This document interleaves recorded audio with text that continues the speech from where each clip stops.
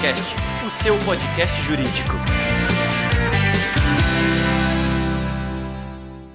Olá, meus amigos advogados, minhas amigas advogadas, sejam todos muito bem-vindos a mais um episódio do Juriscast, o seu podcast jurídico.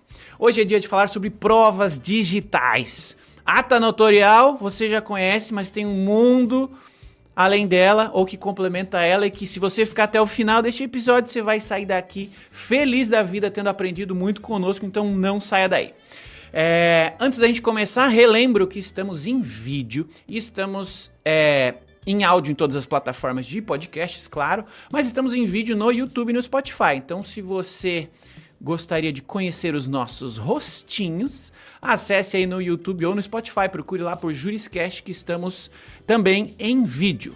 Eu sou o Thiago Facchini, você me encontra em todas as redes sociais com @Thiago Facchini. Vai ser um prazer também que você me siga lá pra gente seguir conversando, não apenas aqui, mas fora daqui também, tá bom? Feito o aviso, vamos ao que interessa. O Juriscast, pra quem tá chegando aqui pela primeira vez, é novo por aqui, o Juriscast, 100% dos nossos episódios, hoje é o episódio 131, sempre tem convidados, especialistas para falarem com a gente sobre o tema da nossa conversa, e hoje, provas digitais, dados, vamos falar sobre isso. Então, hoje não é diferente, temos dois especialistas aqui que vão conversar conosco e quero apresentá-los e dar as boas-vindas a cada um deles. Está aqui com a gente hoje, a Jennifer Carina Pereira. Ela é advogada, mestre em ciência jurídica. Ela é fundadora e CEO da Data Certify e também é presidente da Comissão de Direito Digital, Startups e Inovação da OAB Itajaí. Jennifer, bem-vinda ao Juriscast. Muito obrigada, Thiago. Bom dia, boa tarde, boa noite. Eu sempre falo que eu não sei em qual momento do dia o nosso ouvinte se encontra, então sintam-se todos muito abraçados, abraçadas. É uma felicidade enorme estar aqui com vocês hoje. Legal, obrigado pela sua disponibilidade. E também está aqui com a gente, o Gabriel Pessotti. Ele também é advogado, também é mestre em ciência jurídica e também é fundador da Data Certify. Seja muito bem-vindo ao Juriscast, Gabriel. Thiago, muito obrigado pela oportunidade de estar falando com vocês. Jennifer, um prazer imenso estar dividindo mais um espaço contigo e espero que o podcast seja gostoso também para quem está ouvindo a gente. Legal, vai ser, porque o tema é bom. A gente... Advogados lidam com produção de provas diariamente. Quem lida com contencioso, né? E se não lidam com a produção das provas em si, lidam com as produções das provas da outra parte, né? Na análise desses insumos, sejam as próprias provas, seja da contraparte, elas influenciam em tudo, né? Na rotina, na estratégia, em tudo que os advogados fazem. Então, assim, é muito legal a gente ter esse momento aqui para falar sobre provas digitais e sobre esse mundo que, por conta da digitalização da tecnologia, tem mudado, evoluído, se transformado, e eu acredito que nem todos os advogados sabem, conhecem e dominam esse mundo das provas de hoje. E por isso que vocês estão aqui, logicamente a conversa vai ser boa. Vamos começar sobre a provocação do início lá do nosso tema, que, na minha visão, o judiciário puxa muito essa temática da ata notarial. Já vi muitos advogados indo lá fazer print de WhatsApp no cartório, né, para fazer a ata, e os juízes, às vezes, pedindo a tal da ata. Mas esse negócio de ata notarial, dá para considerar isso uma prova digital? Não dá? É o melhor jeito de certificar, né, uma evidência? É coisa do passado? Será que isso aí já é muito 2010, isso aí? O que vocês me dizem aí? Vou começar com a Jennifer. O que são provas digitais, né? Vamos começar também pelo conceito, né? Assim, ata notarial é um exemplo bom de provas digitais. E o que são bons exemplos de provas digitais? Fiquem aí à vontade os dois, mas vou direcionar primeiro para a Jennifer para a gente conseguir conversar tranquilo. Maravilha, Thiago. Eu ia justamente comentar isso. Eu acho que antes da gente falar sobre a ata notarial, é muito importante darmos um passo para trás e entendermos um pouquinho desse universo digital e principalmente o que são as provas digitais. E quando nós falamos em provas digitais, nós percebemos que há uma menção direta a conversas de WhatsApp, quando na realidade todo o conteúdo existente no meio digital ele pode ser considerado uma prova digital. E aí você comentou também no início que quem atua muito na parte de processo que acaba utilizando provas digitais. Só que, na realidade, se nós olharmos para quem atua muito no extrajudicial, hoje mesmo estávamos conversando sobre a questão de propriedade intelectual. Propriedade intelectual, muitas vezes, você atua no extrajudicial. Você quer comprovar a criação de uma obra, a autoria de uma obra. Então, não tem processo, mas as provas, para eu comprovar essa situação, elas podem ser digitais. Podem ser e-mails, podem ser conversas, podem ser informações ali trocadas no meio digital. Então, esse conteúdo, essas informações digitais são as provas digitais. Quando você fala que uma ata notarial, quando você pergunta se uma ata notarial é uma prova digital, na realidade, a ata notarial ela é uma ferramenta para possibilitar a validação, a coleta, né, o registro dessas informações digitais.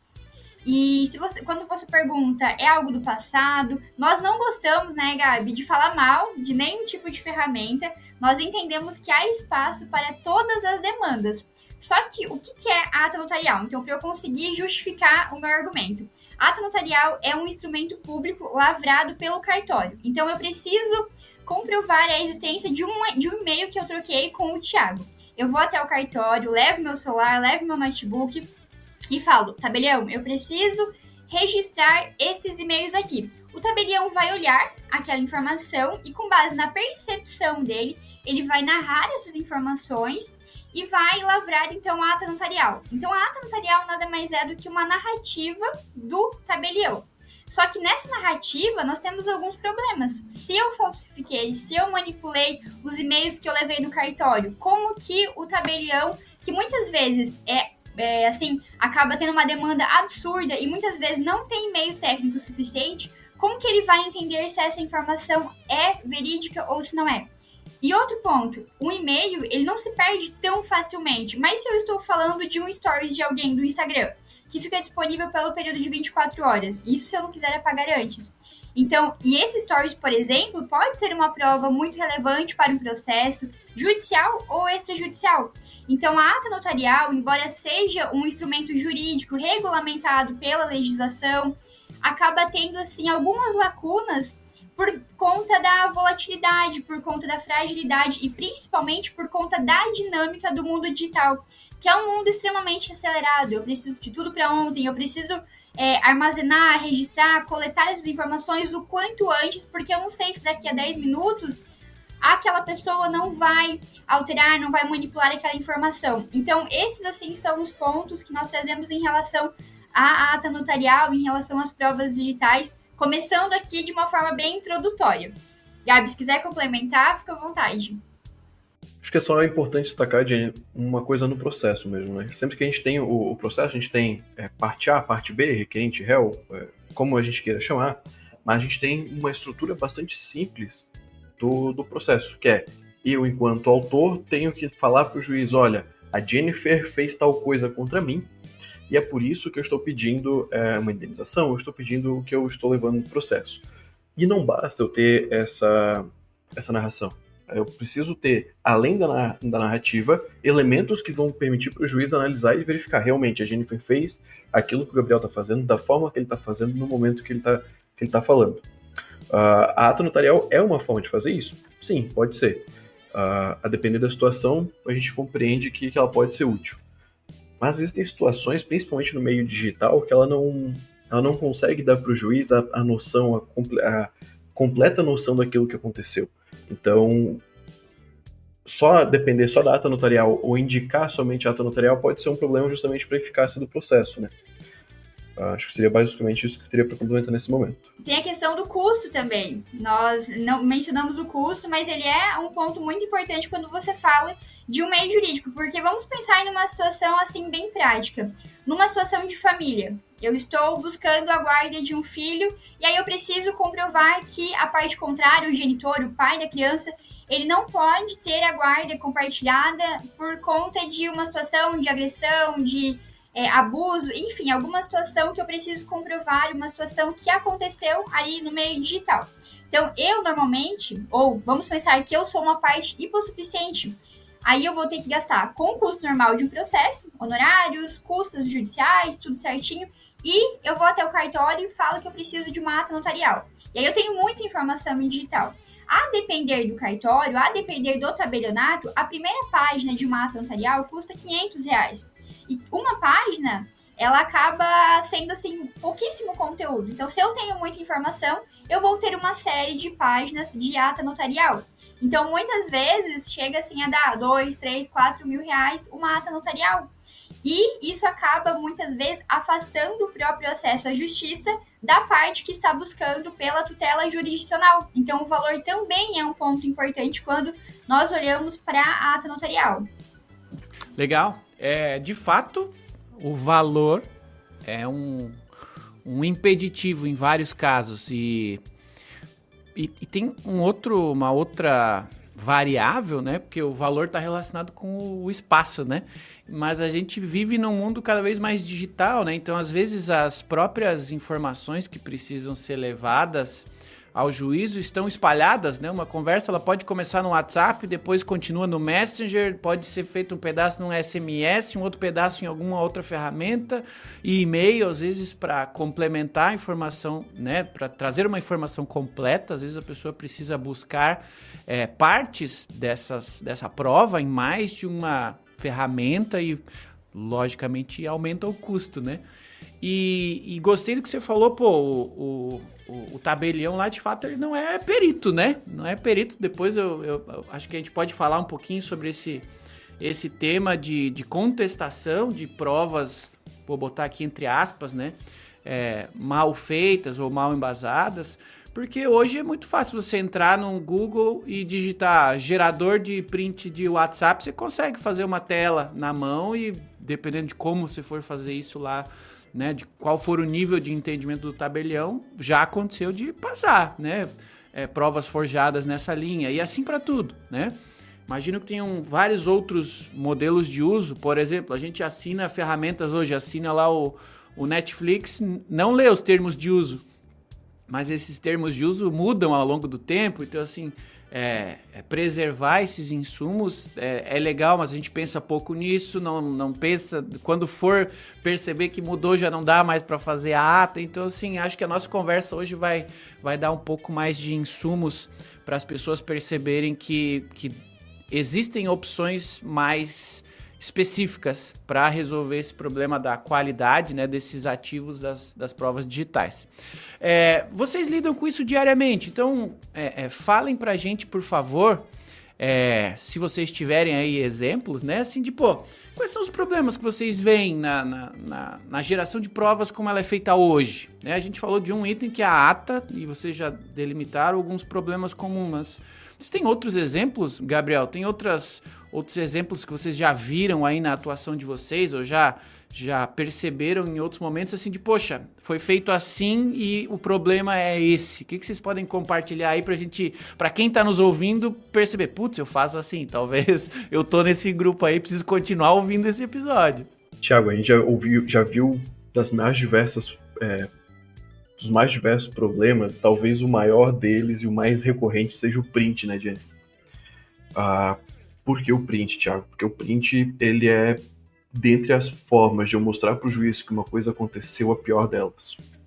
E digo pior por quê? Porque ela não tem nenhum elemento de conferência ou para o juiz, na hora que ele recebe aquele print, que ele vai analisar aquilo, nada para ele reforça a ideia de que aquilo existiu de fato, certo?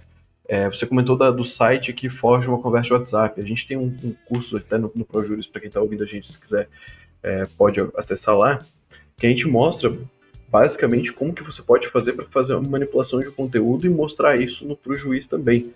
Então, veja, saber isso é interessante para que eu possa contestar um print juntado no processo, certo? Que eu possa verificar isso e identificar o problema que eu tenho quando eu junto só um print na conversa, certo? Ele pode ter sido manipulado antes de eu tirar o print, posso manipular o conteúdo depois de tirar o print, e aí levar apenas uma imagem para o juiz, não garante nem o momento, nem o modo de ocorrência do fato, que é aquilo, como eu disse antes, eu preciso mostrar para ele, né? E só para complementar, e o fim prático disso, o prejuízo prático disso é a invalidade dessa informação. Nós fazemos uma análise jurisprudencial diariamente para entender como a jurisprudência vem entendendo essa questão de validade ou invalidade de provas digitais. E o que a gente percebe, assim, é que a invalidade de provas digitais, ela aumenta. E ela aumenta justamente por esse argumento que o Gabriel trouxe, porque o print por si só, ele não é suficiente para comprovar aquilo que a parte estava afirmando. Então, eu não vejo, assim, outro argumento maior, senão esse, que é a invalidade da tua prova. Porque, às vezes, nós somos advogados, e o Gabriel somos advogados, então, assim, a gente acaba conseguindo entender ainda melhor a importância disso, porque a gente sabe que, às vezes, você utiliza um print, uma conversa, uma tela de um site, por exemplo, apenas para complementar um conjunto probatório robusto que eu já tenho. Mas, por outro lado, às vezes aquela informação ela é crucial para o desenrolar do meu processo. E aí, se eu tenho essa prova, que ela é crucial e validada, eu tenho prejuízo gigante no meu processo. E aí, como que eu vou chegar para o meu cliente e falar assim, olha, cliente, nossa ação foi improcedente porque a parte contrária tem conhecimento sobre provas digitais, impugnou a validade da nossa prova, juiz entendeu que de fato é uma prova inválida, julgou procedente e nós perdemos o processo.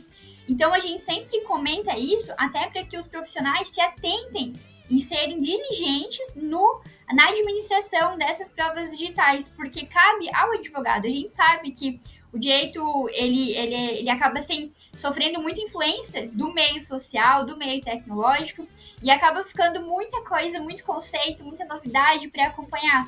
Só que nós não estamos falando de algo que pode ser deixado para depois. Nós estamos falando simplesmente do fundamento de um processo, que é prova. Então, se eu não apresento uma prova segura no processo, eu simplesmente posso ter um desfecho negativo daquilo que eu busquei.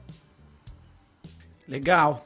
E antes da gente até falar aqui da alternativa, a gente veio aqui para falar sobre opções, né, para melhorar a qualidade da prestação do nosso serviço jurídico, por consequência aumentar as nossas chances de ter procedência aí dos nossos pedidos ou de diminuir a chance de improcedência, com base, logicamente, em apresentar provas mais qualificadas, provas digitais, né, mais qualificadas. Mas antes de falar disso, você falou sobre vocês fazerem periodicamente aí análises jurisprudenciais.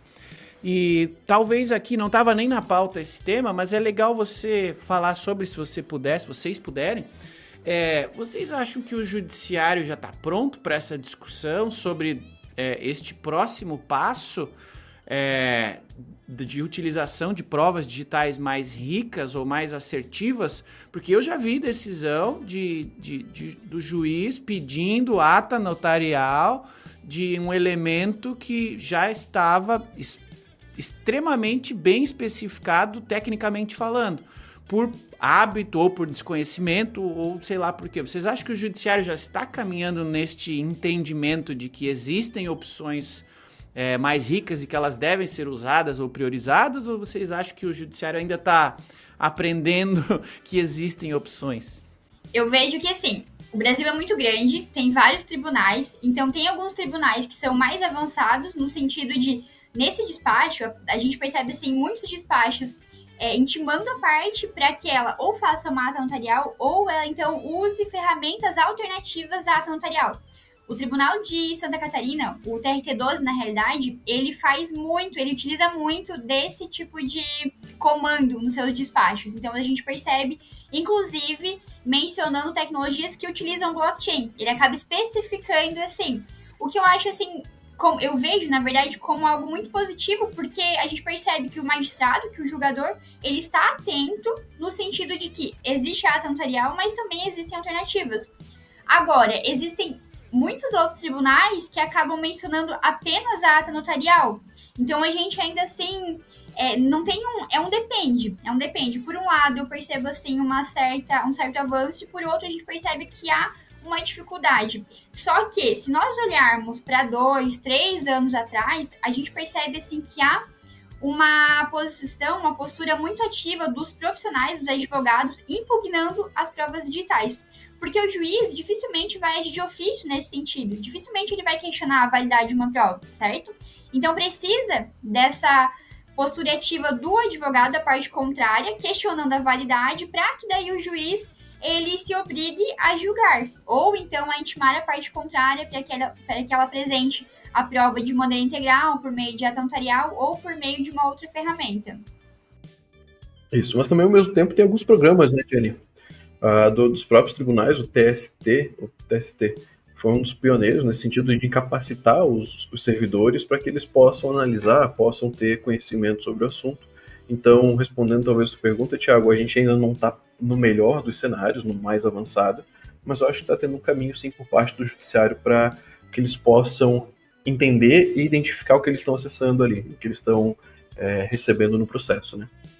Legal, entendido. Que bom, então estamos evoluindo.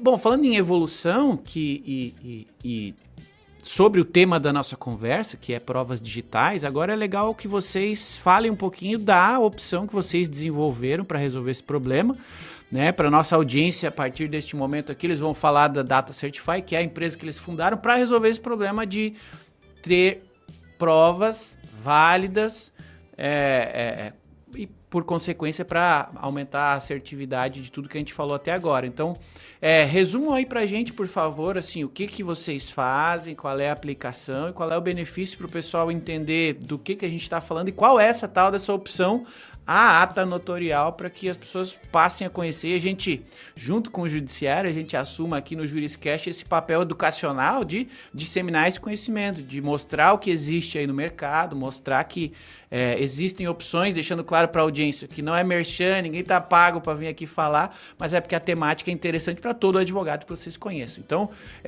Gabi, Jennifer, não sei quem de vocês quer começar, mas fala um pouquinho para a gente o que é que vocês inventaram aí para ajudar a vida dos advogados que querem usar mais e melhor provas digitais.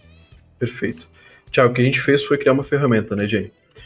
Nós criamos uma forma de você capturar o que está na internet e garantir para o juiz, olha, ao contrário de um print que você recebe, não tem a garantia de que aquilo não foi manipulado, a gente consegue garantir a origem, garantir que não é manipulado durante a captura. E depois, o resultado dessa captura, nós utilizamos o blockchain para garantir a imutabilidade desse conteúdo, certo? Então, o que nós fazemos da Certify é justamente uma ferramenta que alia um método de captura com a certificação em blockchain para formar uma prova válida, uma prova que tenha mais confiança e mais segurança para o juiz.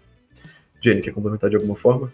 Em termos práticos, se eu preciso comprovar a existência de uma informação existente no meio digital, eu consigo utilizar a Data Certify, independentemente do momento em que a situação aconteceu, independentemente de qualquer coisa. Eu tenho uma informação que existe no meio digital, eu utilizo ou o desktop, que é um programa instalado no computador do usuário, ou então um aplicativo que eu instalo no meu celular, coleto essa informação, congelo ela por meio da blockchain, e aí eu registro certinho, eu consigo apresentar no meu processo, consigo disponibilizar essa informação de uma maneira segura, de uma maneira confiável e principalmente de uma maneira muito acessível. Acessível por quê? Porque qualquer pessoa consegue fazer essa coleta por meio ali do seu celular ou por meio do computador e principalmente acessível pelo valor, que quando comparado à ata notarial é infinitamente menor.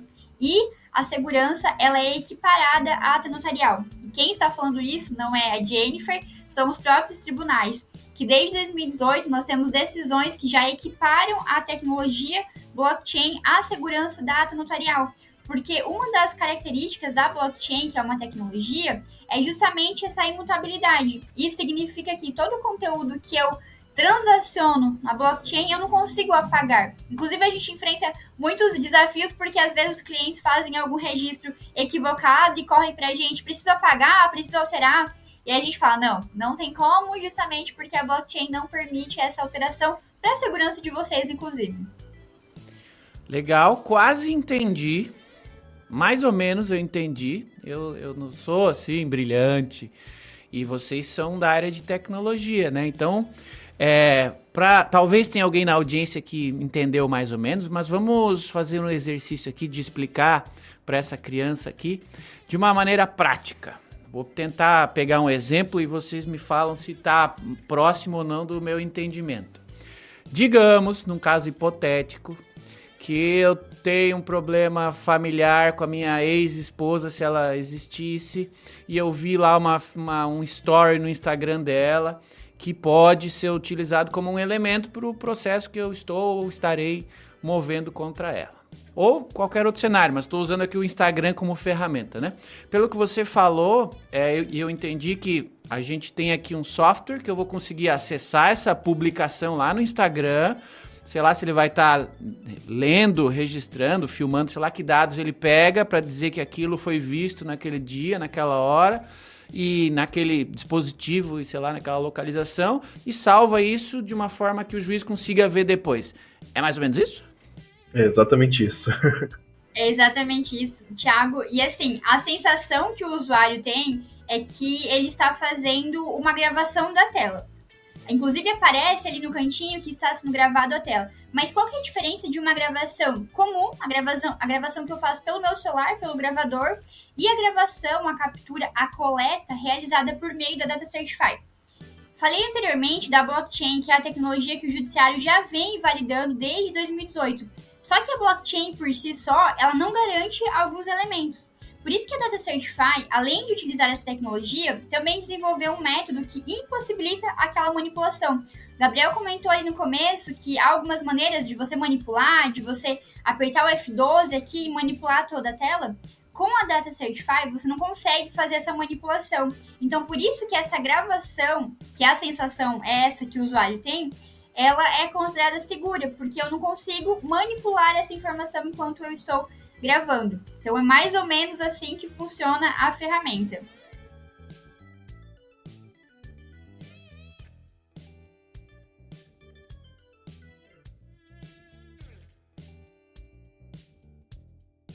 Posso dar outro exemplo ainda?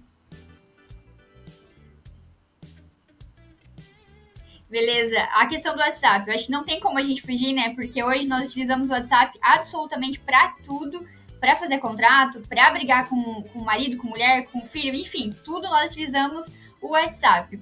Só que o WhatsApp ele acaba enfrentando alguns obstáculos por conta do tempo. Então, algumas ferramentas recentes no mercado, inclusive, conseguem acessar conversas nos últimos 12 meses, nos últimos meses.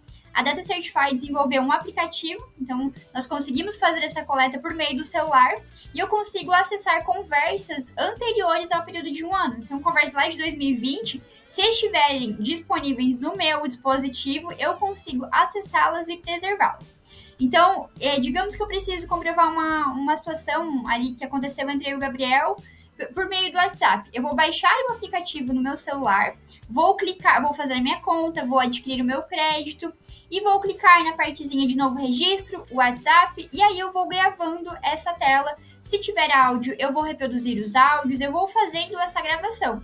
Depois eu volto para o aplicativo, finalizo a minha gravação, e quando nós finalizamos a gravação, isso também acho que é bem legal de pontuar, nós disponibilizamos um vídeo dessa gravação, então por isso que o áudio ele consegue ser reproduzido, nós transcrevemos também esse áudio, nós disponibilizamos um link público, que é uma possibilidade de qualquer pessoa que tiver acesso a esse link público acessar o conteúdo, e por fim, um relatório em PDF com as informações necessárias para que o juiz entenda aquilo que é verdade, que aconteceu, em qual momento, qual foi o dispositivo utilizado.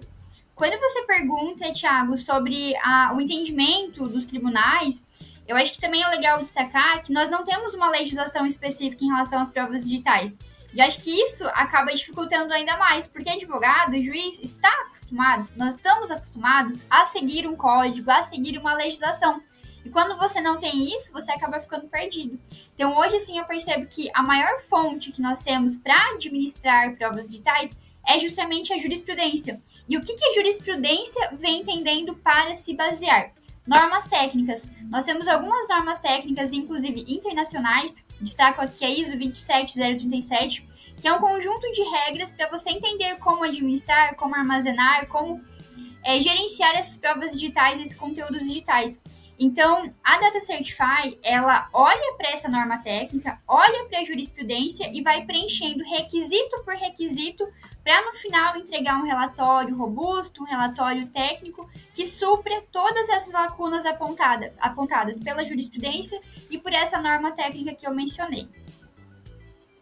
Legal, bem embasado então para você aí, advogado, advogada que se preocupa com isso, chegamos ao conhecimento de uma opção para produzir provas com validade jurídica e com segurança para você ter menos problema aí com a outra parte tentando invalidar suas provas, né? Bom, então aqui com a gente o Gabriel e a Jennifer falando conosco sobre provas digitais. E este papo é super legal. Aqui na descrição do nosso vídeo você pode enviar uma perguntinha, pode enviar um comentário em áudio pra gente. Então clica aí nesse link que você vai poder mandar um áudio aqui pra mim, a gente vai ouvir seu áudio, eventualmente ele pode aparecer aqui nos próximos episódios do Juriscast, tá bom? Eu sou o Thiago Facchini, me siga lá nas redes sociais, mas já que estou aqui pedindo favores, o favor mais importante que você pode fazer neste momento é encaminhar esse episódio para algum colega que também utiliza ou precisa se utilizar da produção aí de provas na sua rotina. Encaminhe esse episódio para ele, para que a gente ajude mais pessoas. A gente traz os especialistas aqui para falarem com a gente no Juriscast e ao compartilharem seu conhecimento, a gente multiplica esse conhecimento para muito mais gente e assim a gente faz um ecossistema jurídico muito mais eficiente e muito mais próspero para todos nós que fazemos parte dele em algum nível, tá bom? É isso aí, vamos lá. Gente, Gabriel, Jennifer, a gente está vivendo num mundo que está cada vez mais digital e, por consequência, é um mundo com cada vez mais dados. A gente lida com muito volume de dados. A gente aqui, né, recentemente a gente gravou um episódio aqui sobre jurimetria, dá para fazer um monte de coisas, pegar muitos indicadores, fazer previsão de possíveis resultados, dá para usar os dados para a gente se preparar para o que tende a acontecer, dá para a gente usar esses dados para a gente entender os nossos próprios comportamentos na nossa base de processo e tudo mais. Vocês acham que neste momento onde a tecnologia tem nos oferecido tantos dados, vocês entendem que a jurimetria ou uma análise específica de um conjunto de processos já tem a possibilidade de usar isso para associar com o que a gente está falando aqui, provas digitais? Dá para a gente já olhar o impacto de provas digitais bem produzidas, provas digitais que vocês eventualmente produziram, se isso tem impacto real no resultado final dos processos, eles acabam terminando mais rápido, eles acabam sendo menos impugnados, eles acabam gerando economia financeira. Vocês já conseguiram trazer algum dado que demonstre de maneira clara que faz sentido investir em produzir provas melhores? Eu acho que, primeiro de tudo, é legal mencionarmos o que é jurimetria, né? Talvez quem está nos escutando não tem muito conhecimento sobre o que é, mas, basicamente, a jurimetria é uma metodologia que utiliza de estatística para entender um padrão de atividades. Então, nós estamos falando de provas digitais, eu vou utilizar estatísticas para entender, por exemplo, de que maneira um tribunal vem invalidando ou vem validando provas digitais. Na verdade, hoje nós fazemos isso na Data Certify diariamente, mas nós não utilizamos a jurimetria. Nós fazemos uma pesquisa manual. Mas com certeza, se eu utilizar a jurimetria para isso, eu consigo entregar resultados muito mais rápidos e chegar a resultados muito mais rápidos e de uma maneira muito mais efetiva, né? Então, se eu atuo no Tribunal de Santa Catarina exclusivamente, eu posso utilizar a jurimetria para entender quais são os elementos, quais são os requisitos de admissibilidade que o Tribunal Catarinense vem entendendo como necessários. Porque tem isso também, cada tribunal acaba adotando alguns requisitos de admissibilidade em relação às provas digitais, justamente pela ausência de uma legislação. Então, se eu tenho uma ferramenta de jurimetria e eu consigo prever e entender melhor como esse tribunal vem atuando, eu consigo com certeza apresentar uma inicial mais robusta ou então uma contestação, uma impugnação, a depender do lado que eu estou atuando. Eu entendo de grande valia, sim. Eu também acho. Acho que a jurimetria ajuda sempre como um norte, né, um ponto para que eu possa entender e saber para onde eu estou caminhando. Então, nesse sentido, tendo uma questão de prova digital ou tendo uma série de demandas que vão depender disso em algum tribunal ou algum outro local, eu consigo estruturar e de certa forma, até me antecipar nos possíveis riscos que eu estou tomando, e aí a antecipação de risco pressupõe que eu esteja tentando mitigá-los, né? Então, sim, eu acho que a jurimetria é uma ferramenta bastante interessante para trabalhar não só com prova digital, mas qualquer ponto do processo, né? Legal. A gente já está indo para o final da nossa conversa aqui. Antes da gente finalizar, vocês que estão lidando com isso todos os dias, com advogados, empresas, né, utilizando a ferramenta de vocês para produzirem provas digitais, eu gostaria que vocês dessem aí uma dica de ouro, aquela dica pro escritório de advocacia que presta um serviço e tem um cenário, tem uma realidade, e uma dica pro talvez responsável ali pelo departamento jurídico de uma empresa e tudo mais. O que eles precisam olhar, reparar ou prestar atenção com relação ao que vocês estão falando aqui pra gente? Provas digitais. O que precisa o advogado de um escritório e o advogado de uma empresa prestarem atenção, botarem a mãozinha lá para que isso lhes ajude ainda mais daqui para frente? Eu acho que o cuidado com a prova no começo, bem no começo do processo, vai evitar muito problema no futuro. Como a gente disse aqui, a prova ela é um pilar do processo. E aí, se eu não tenho uma prova boa, uma estrutura boa na base, tudo aquilo que eu vou construindo, não adianta eu ter a melhor argumentação jurídica, Thiago, se eu não tenho uma boa prova. O contrário também, ter uma boa prova, sem uma boa argumentação, não dá a sustentação necessária para o processo. Mas cuidar da prova, então, nesse contexto, é extremamente importante para que eu possa, junto com uma boa argumentação jurídica, ter um resultado eficiente no meu processo. E a minha dica saiba impugnar provas digitais. O Gabriel falou do cuidado, que eu acredito que vai muito ao encontro do primeiro ponto que eu pensei. Não junte prints, não apresente apenas prints. E, do outro lado, saiba impugnar provas digitais. Saiba questionar a validade quando você encontrar esses prints. E aí, claro, busque ferramentas que te auxiliem nisso, busque cursos, materiais, conhecimento que te auxiliem nisso, porque para eu não apresentar um print, eu preciso utilizar uma ferramenta, e a Data Certify é uma opção para isso. Para eu saber impugnar, eu preciso entender esse ambiente digital, esse ambiente de provas digitais. E aí tem um curso nosso, gratuito, disponível na plataforma da Projuris Educação. Então, esses dois pontos, eu acredito que eles se amarram, eles se entrelaçam e te ajudam, te auxiliam nessa atuação mais segura na prática jurídica. Exatamente. O que eu achei interessante é que a gente trouxe 2 dicas, uma para cada lado no processo, né? Uma para quem está ajuizando a ação, outra para quem está contestando, então... Não temos lado. Que bom. A nossa audiência aqui é composta por advogados, estudantes de direito, e o advogado cada vez está num lado, pode, né?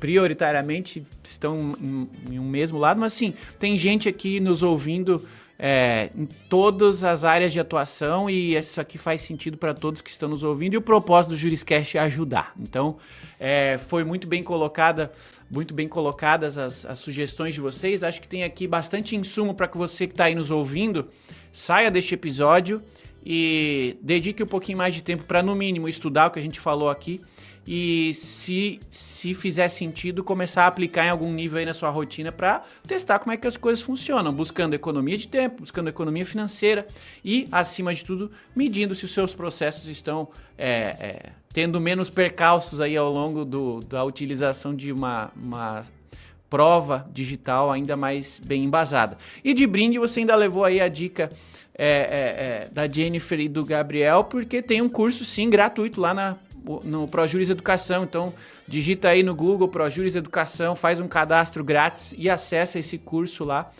que está disponível gratuitamente para que você entenda um pouco mais do que a gente falou aqui, né? Aqui o nosso tempo é limitado, mas lá o curso é bem específico para que você saia com ainda mais conhecimento de tudo que a gente falou aqui nesse episódio de hoje.